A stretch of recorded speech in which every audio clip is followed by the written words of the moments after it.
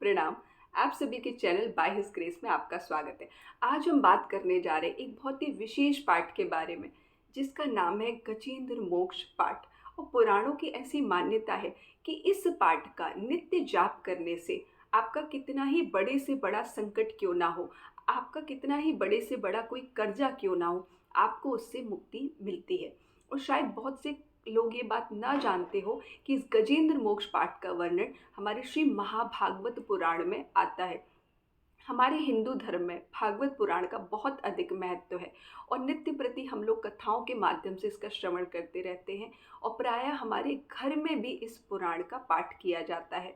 तो जो लोग भी नहीं जानते हैं वो महाभागवत पुराण में देख सकते हैं। उसके अष्टम स्कंद के द्वितीय, तृतीय व चतुर्थ अध्याय में ये गजेंद्र मोक्ष पाठ का वर्णन आपको मिलता है।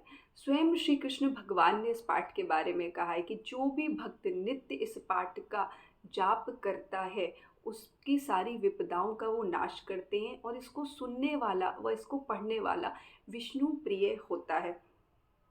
और इसके साथ ही साथ एक बात मैं और आपको बता दूं कि सिर्फ इतना ही नहीं, जो व्यक्ति नित्य गजेंद्र मोक्ष का पाठ करता है उसके आर्थिक संकट तो दूर होते ही होते हैं, साथ ही घर में सुख शांति बनी रहती है। और जिनको पितर दोष हुआ है उनको पितर दोष से भी मुक्ति मिलती है।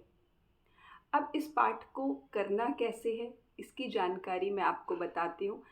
गजेंद्र मोक्ष का पाठ, अगर इस पाठ को सुबह ब्रह्म मुहूर्त के समय पे स्नान आदि से निर्वृत्त होकर किया जाए तो इसका विशेष प्रभाव रहता है। आप सुबह स्नान आदि से निर्वृत्त होकर ब्रह्म मुहूर्त के समय में भगवान विष्णु के समक्ष एक घी का दीपक जलाएं। अगर गाय का घी हो तो वो सर्वोत्तम है। और धूप दिखाकर और कोई भी सुगंधित इत्र जो हमारे भगवान विष्णु को प्रिय है, आप उस इत्र का छिड़काव करें और उसके बाद आप ये गजेंद्र मोक्ष का पाठ करें। ऐसा नित्य करने से आपके कितना ही बड़ा कर्जा क्यों ना हो, आपको निश्चित ही उससे मुक्ति मिलेगी। आप इस पाठ को किसी भी शुभ तिथि पर, किसी भी शुभ मुहूर्त में प्रारंभ कर सकते हैं। आप बृहस्पति वाले दिन भी इसको प्रारंभ कर सकते हैं। अन्य जो भी हमारी शुभ तिथियाँ आती हैं आप उन पर भी इस पाठ को प्रारंभ कर सकते हैं। जैसे विशेषकर एकादशी हुई, पूर्णिमा हुई, आप ऐसे दिनों में इस पाठ को आरंभ कर सकते हैं। अब दूसरी बात कि जो लोग सुबह ब्रह्म मुहूर्त में नहीं जल्दी उठ पाते हैं, जो सुबह उठकर या उनका कुछ दिनचर्या ऐसी है या उनका शेड्यूल ऐसा है कि वो सुबह जल्दी नहीं उठ पाते हैं, तो वो लोग अधिक विलंब ना करें। पर सुबह के समय में ही ब्रह्म मुहूर्त नहीं है तो भी आप 6 बजे या 7 बजे आप जब भी उठते हैं तब भी आप इसका पाठ कर सकते हैं। सुबह ही इस पाठ को करने से विशेष फल की प्राप्ति होती है। और वरना प्रभु का पाठ है, आपको जब भी समय मिले आप इसका पाठ अवश्य करें। पर विशेष फल की प्राप्ति के लिए आपको इसका पाठ सुबह ही करना चाहिए। तो जिन भी लोगों के घर में कलेश रहता है, जिन भी लोगों को कर्जा है, जिनके भी मानसिक शांति नहीं है, उन लोगों को गजेंद्र मोक्ष का पाठ करना चाहिए। यहाँ तक इस पाठ को करने की ये भी मान्यता है कि जो भी इसका नित्य पाठ करता है उसको नरक की यातना नहीं झेलनी पड़ती और उसको विष्णु धाम की प्राप्ति होती है। गजेंद्र मोक्ष पाठ जो है वो एक गजेंद्र, जैसा कि आपको नाम से ही पता चल रहा है, एक गजेंद्र यानी कि एक हाथी की कहानी है जिसका वर्णन आपको भागवत पुराण में मिलता है।